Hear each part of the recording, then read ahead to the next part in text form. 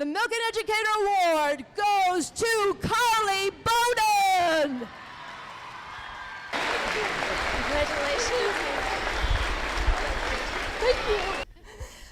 I don't even know where to start.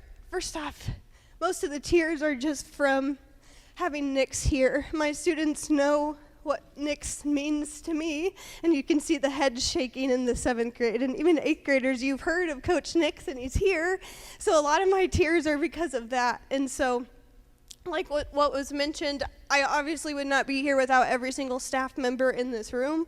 I do not like attention, so this is really hard for me, but every single teacher that I've encountered in this building has given me a tool of some sort, and all I can hope is that over the years those tools gather, and I continue to perfect my craftsmanship, because I am very early on in my career, and so I feel very undeserving of this because I am so young. So to all the veteran teachers here, thank you so much for what you've given me in my short few years in this building. So thank you so much. One that I enjoy and the students enjoy is I take them to a local grocery store with real money, real cash, and their assessment, instead of a paper pencil assessment, we have them go into the grocery store.